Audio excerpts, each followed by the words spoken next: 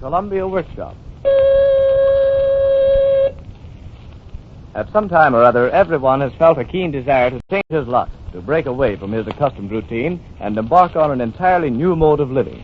For the purpose of our story, we assume that this same urge is felt by characters who are purely fictitious, and that the immortals of literature, who exist only between the well-worn covers of books, yearn for release from monotony, even as you and I.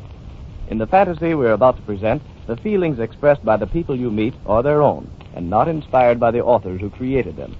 Having escaped through Copyright Lane into the limitless expanse of the public domain, they seek to assert themselves as independent entities.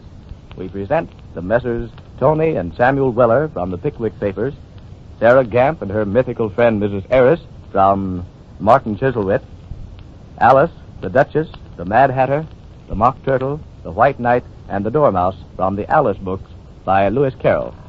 And from the tragedy of Hamlet, Prince of Denmark by William Shakespeare, we give you the melancholy Dane himself. Having announced our list of characters, we leave them to speak for themselves. Hush, here they come. No, Sammy, I've changed my mind. I ain't a-coming with you. I don't want to go making no changes at my time of life. Now, look here, Alden. Seeing as that was me made you famous in a manner of speaking, by having had you for a father, you ought to be ashamed of yourself for wanting of me to go about in a new world like a orphan. Orphan's what it's going to be, Samuel. No public domains for me, that's what I says. Give me the people what I came into the world with. Mr. Pickwick, Mr. Jingle, Mr. Tapman, and the rest on 'em. I feels at home with them. I don't want to go meeting no strangers. And why not? There's lots of people as good as us in the public domain. All the Shakespeare people there is, and Cleopatra, and the Queen of Sheba. Hundreds and thousands of them there is. And you can meet 'em all if you'll only come out of your shell. And supposing I doesn't like 'em when I meet some, Samuel? Then you can give 'em a piece of your mind like you used to do in Pickwick, can't you? Well, Sammy, I could try me hand at it, so to speak. But if I doesn't have Mr. Dickens along to put the words in me mouth, I mightn't make such a very good fist on it. Well, you never knows what you can do till you tries. As the elephant said when they asked him if he could play the piano. Well, Samuel, I might go with you once if it'll keep you quiet to sort of try it. Who knows but what we might meet Mr. Dickens himself there if all you says is true. Oh, no, Alden. Mr. Dickens won't be there. No chance of that. He was a author, and authors never goes into the public domain themselves. They don't like it. And they don't like their characters that go in there neither. But there ain't nothing they can do to stop 'em when they've been alive as long as you and me have. All right, Sammy. There ain't never no time like the present. So if your heart's set on it, just let me button up my gaiters and off we go.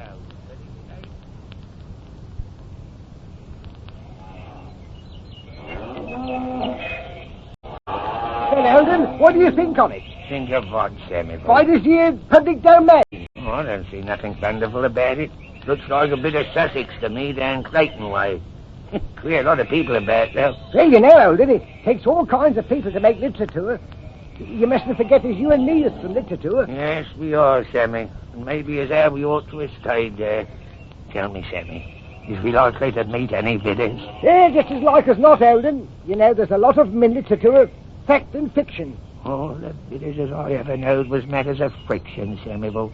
And none on 'em knowed what a fact was. Bidders. Oh, Samuel, protect me from the bidders. You'll have to learn to protect yourself, Alden. And you better be pretty quick about it, too, because you're going to meet lots on 'em there. Why, here's one a-coming now. Good morning, Mrs. Gamp. Oh, and if it ain't that there nice Sammy Weller. Oh, and your poor dear Pa, too. I suppose you say you're going to the convention. Look after me, Samuel. Look after me. You know, as I was saying to my dear friend Mrs. Harris only this morning, Mrs. Harris, I says, I'm a-going over to that there convention in the public domain, I says. And she says to me, Harry, she says, I'd more than half a mind to come with you, she says. But I didn't want her to traipsing along, Mr. Weller. And why not? 2 bidders is only half as dangerous as one. Oh, Mr. Weller, if you ain't the one. You always was one for your little jokes, wasn't you? I ain't joking, ma'am. Bidders is poison, ma'am. That's what I says, poison. Oh, so that's it, is it? Poison? Yes, ma'am, poison. And speaking of poison, how did you happen to become a bidder, ma'am? How dare you imbibing old varmint? Why, you know... No, what's this here? What is it? What's the matter, Alden? Can't I leave you alone with a lady for half a minute? But you must go a getting of it all excited. Oh, Mr. Sammy, I'm so glad you're here to protect me. But I ain't, ma'am. This old wagabone father of mine needs all the protection I got. But here comes a gentleman what looks like one of them knights of chivalry. He might protect you if he ain't got nothing better to do. Well, I never. If it ain't that dear, kind, good gentleman, Mr. Galahad. Just in time to save a poor, weak woman what's being imposed on. You honor me too much, fair lady. Fair lady. Oh, Mr. Galahad. Oh, ain't you the one? Oh, but not that I haven't seen better days and always had me own horses. Until that there Mr. Dickens took advantage of me and put me in a box. I was about to say, madam, that you honor me too much in calling me Sir Galahad. That noble knight is many leagues away. Well, who are you then, a-coming along and raising up me hopes like that? Just like all the rest of the men, always imposing on a widow lady. I am but a poor white knight, offering my services to such as are in need of them. At the moment, I have under my protection this little gal, whom I found weeping beside a broken looking-glass.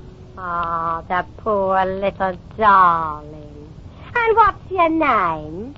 What's the matter, lovey? Lost your tongue?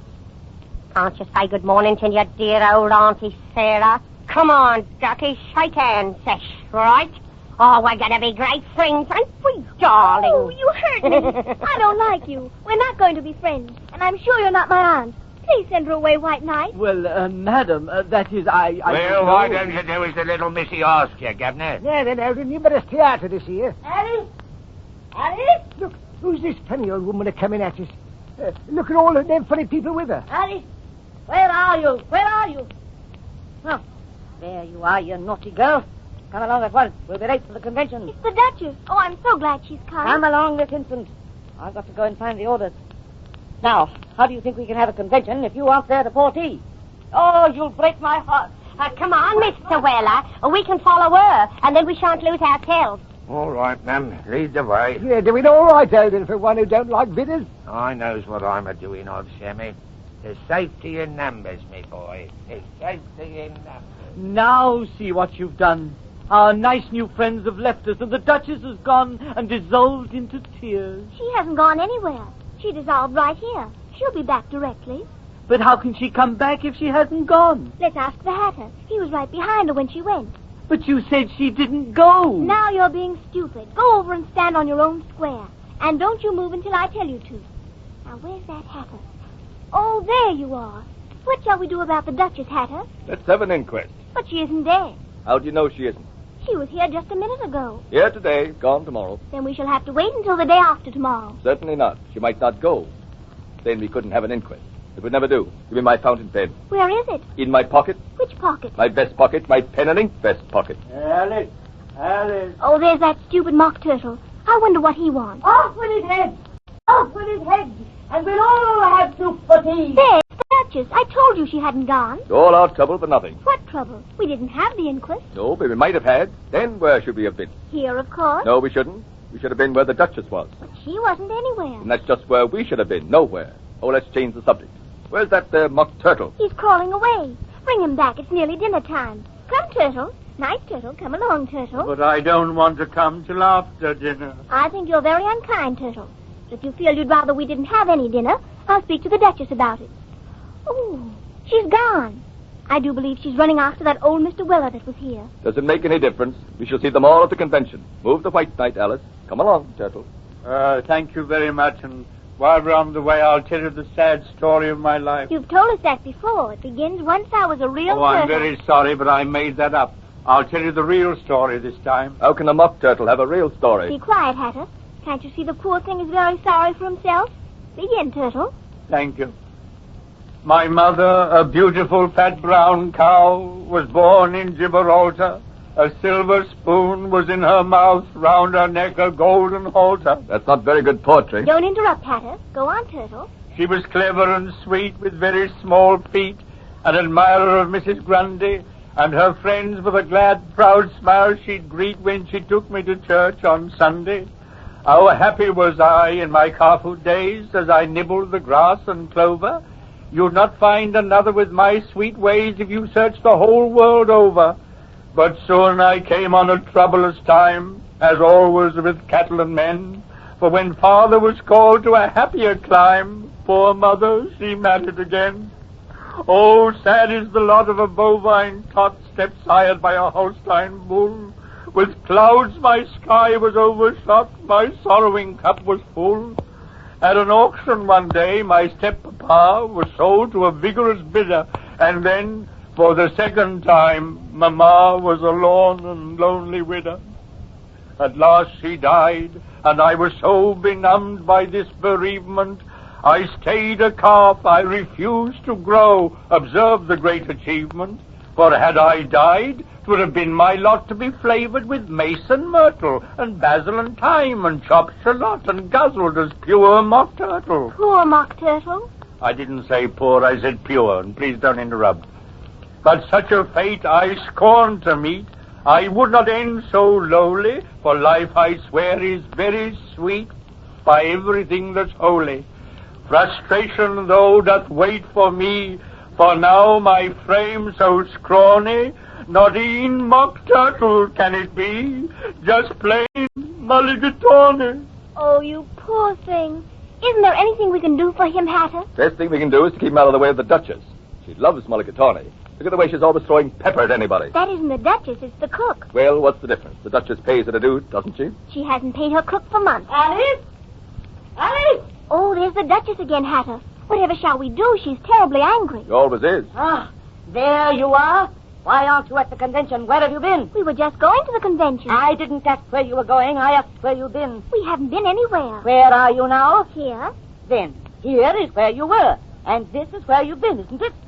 Oh, I'll teach you. Where's that there turtle? I want my dinner. Oh, I knew this was going to happen. Oh, please, Duchess, don't eat the mock turtle. Besides, he isn't a real mock turtle. He's only a mulligatawny. No, he's been deceiving me, has he? Off with his head. I hate mulligatawny. Just like a woman, she always told me she loved it. This way, Samuel, this way. Now see what you've done. Wasted all this time, and now those Dickens people are coming back. Off with you. Down to the convention. Hurry, get along. Yes, you're right, Eldon. This is where he was. Look, there they go now. We can easily catch him. Oh, Lord, Sammy. Oh, Lord. I ain't so young as I used to be, and this here strange climate seems to get me in the windbag. All right, Eldon. Take it easy now. Now, don't go getting yourself all excited like. Sit down a minute. Thank you, Sammy. Yeah, I'll be all right in a minute or two. Did we give her the slip, Sammy? Did we give her the slip, that there gamp bidder? There's shame to you now, and that's something. But you never can tell when she might find us again. Well, if she does, Sammy, all I ask is that you don't leave me alone with her. That's all I ask. Oh, I wish as how I hadn't never come along with you, Sammy. Then I shouldn't never have met her. Oh, look after you, Eldon. But you must remember all the nice people you meet in here. That little Alice, and the Hatter, and even that there funny old Duchess has her points. Maybe she has, Sammy, but she's got him pretty well covered up. Now, what's this here turtle critter a wanting of? Excuse me, sirs, and may please your exalted highnesses, I bring an invitation from the Duchess. She requests the pleasure of your company at afternoon tea. Oh, afternoon tea, is it? I thought it was a convention. Afternoon tea is always a convention with the Duchess. And what's we going to convene about? Well, there's the price of pork, election of officers, boundaries of the public domain, a nomination of a president. Both parties are expected at the Duchess's party. There are two, sir, the reprobates and the publicans. And which one do you want us to vote for? The one you can get the most out of course. It's quite democratic, ain't it, Eldon? What I want to know is, who is this here Duchess? And what's she Duchess of? Good sir, she's my mistress, the Duchess of Wonderland. How about the Duke? Will he be there? Alas, sir, there is no Duke. Yes, was I thought. You can go and tell your Duchess what is our Tony Vella don't take tea with no vitters. Well, Eldon, if you don't want to come, you needn't. But I'm a-going, and you can wait till luck comes back. And if you ask me, what I says is that our the widders has more cause to be afraid of you than you has to be afraid of the vitters. So goodbye, Governor. I'll see you when it comes back, if I ever does come back.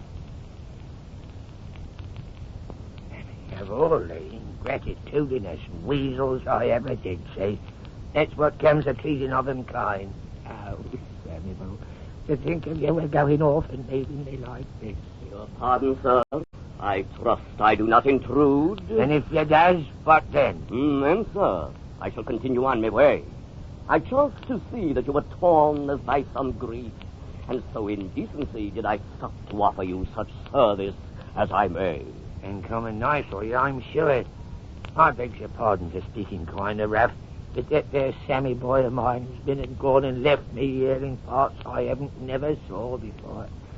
Name of Vella, sir. Tony Vella. And I, sir, am Hamlet, Prince of Denmark. Prince, eh? Think of that. Hobnobbing with the blue bloods, I am. I've just had an invitation to a tea party with the Duchess.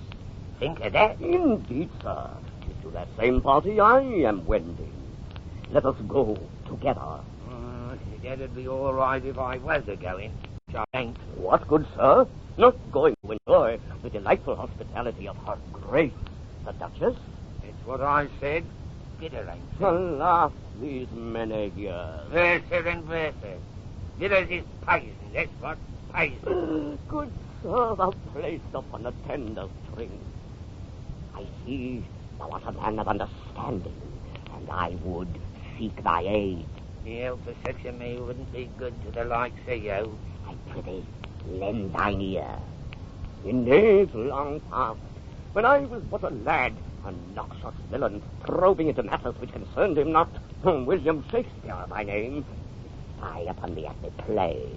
He thought not of the evil he did to me, and took me, free of guile within his brain, and did turn me round, and then did spew me, summoned forth into the world, a vaporing offspring of a mother indifferent to mistake. Sounds to me as if you was a wronging, Governor, to go a-defending of yourself like that. And that, good sir, is just the burden of my tale. For from that evil day, I've roamed the world, strutted and stalked on every stage, mouthed and jived in every tongue, including the Scandinavian, have been discussed and torn apart by all who paid their pittance to observe me in my ravings. The melancholy Dane. Was Hamlet mad? Good sir, I pray you tell me in very truth, was Hamlet mad? So it's uncommon queer you should be a-carrying on like that, Mr. Hamlet. You know, I'm a victim myself. I thought perchance 'twas so. And to what rogue do you owe your plight? I wouldn't go so far as to say he was a rogue, Mr. Hamlet. Maybe he was a bit arrogant like. Sort of one of them there dreamers what brings us poor, helpless critters into the world without a thinking of the harm they're a-doing of us. Thou speak as a man of thought and reason, Sir Tony. Exactly, Mr. Hamlet. And I'm glad as how you recognise us as gentlemen when you sees one. Not as how I am, Sir Tony, as your Highness was good enough to call me, but what as how I might have been, Sir Tony, or even Lord Tony, if that there Charlie Dickens hadn't made up his mind as I was only fit to handle horses and run away from villas. Which brings us to the purpose of our visit to the Duchess. Hold on now, hold on. What purpose? What visit? I tells you, Mr. Hamlet, I ain't a-going to visit no Duchess. That's why I'm a-sitting here alone. You can go by yourself, your Highness. No villa Duchesses for me. Oh, what fools these mortals be. Your whole state of being irks you, yet nothing will you do to change it. With what verb, I spoke a line not mine by deed of gift. Well, your Highness, I don't see as how going to tea with the Duchesses are going to help. Oh, it isn't only going to be tea. It's really a very important convention. A lot of influential literary characters will be there. We hope to get sufficient support to enable us to make a declaration of independence. The king, the queen, the knave of hearts are coming. The knave is the postmaster general, and many of the court, from diamonds, clubs, and spades. We might get a full pack, and we could have a new deal. It might help a bit. But what's this here Duchess got to do with it? The Duchess is, of course, of the greatest importance in literature, particularly to the younger generation. I haven't never heard of it. Never heard of the Duchess of Wonderland? Come to think on it, it seems as I recollects Miss Trotwood telling young Master Copperfield about it one day. You know, Mr. Weller, the Duchess has never really liked herself. Don't wonder at that. But seeing as how you make such a point on it, I'll come. But look hard at me, Your Highness. Don't let her go a setting of her cap at me. I'm ready. Which way? 'Tis but a short distance. One can almost hear the chattering from here. See, the table spread upon the lawn beneath the...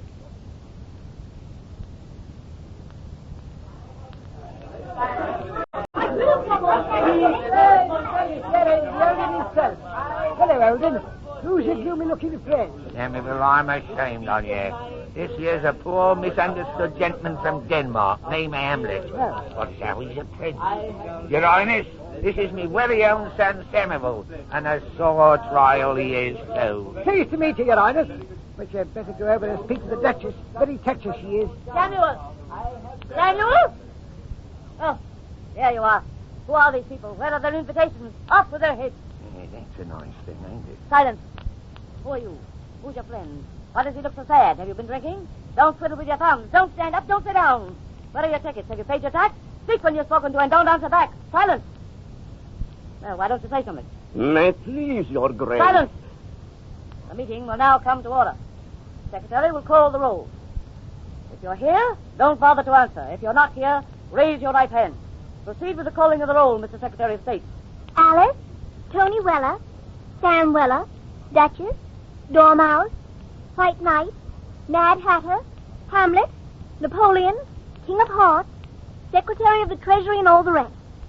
Everybody present, Mr. Chairman, except those who didn't come.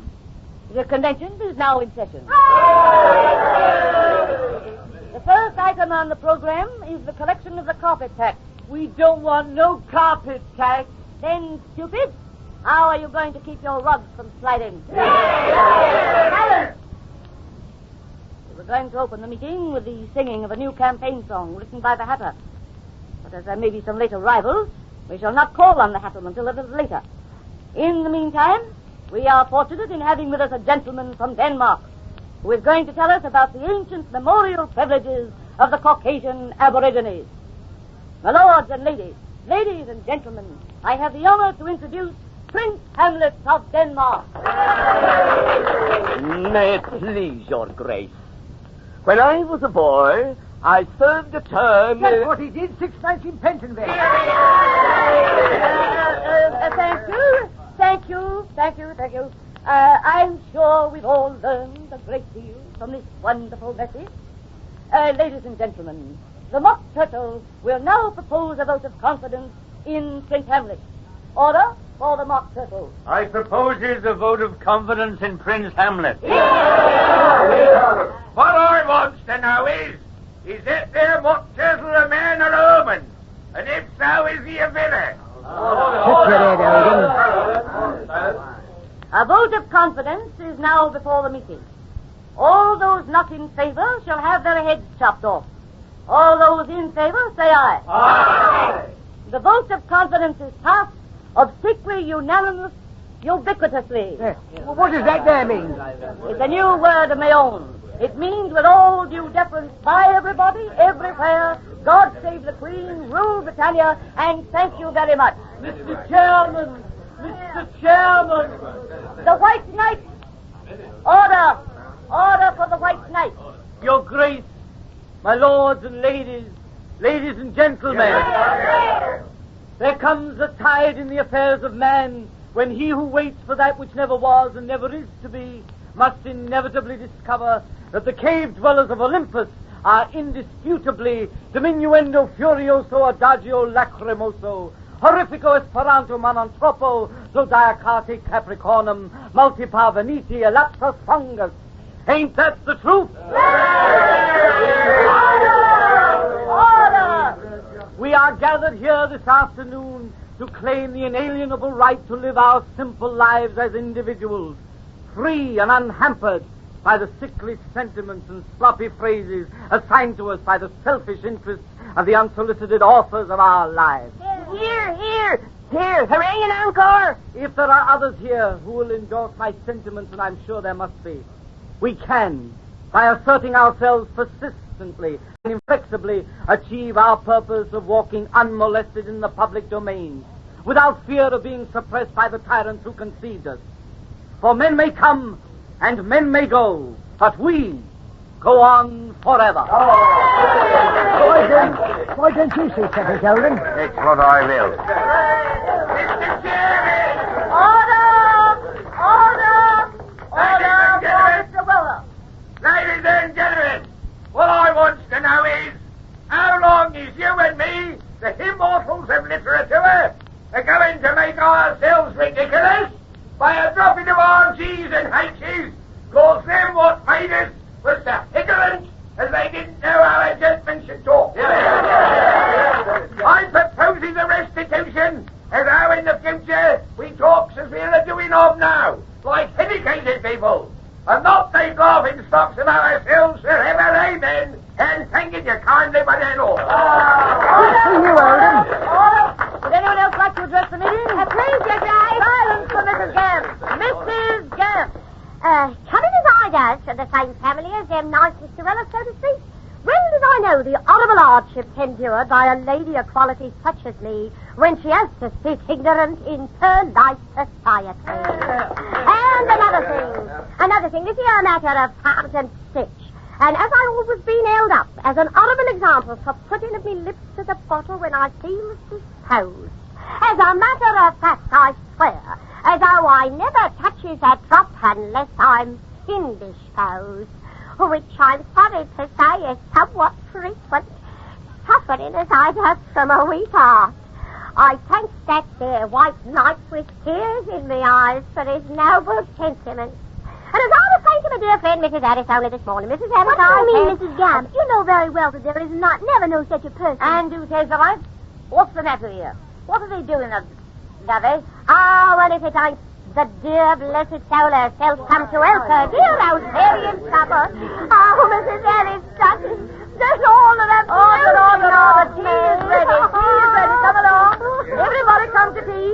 Take your seats, everyone, and be quiet. Mr. Weller is going to sing our new campaign song, and I want you all to join in the chorus. Mr. Weller. Oh, the copyright law is an horrible bane to all who have born of a novelist's brain. And now that we're gathered at 5 o'clock tea, we'll cast off our parents and set ourselves free. So, round the button, mountain jam, roasting on the button and round on their hand, chase over the pudding and pepper the ale, put authors and agents and lawyers in jail.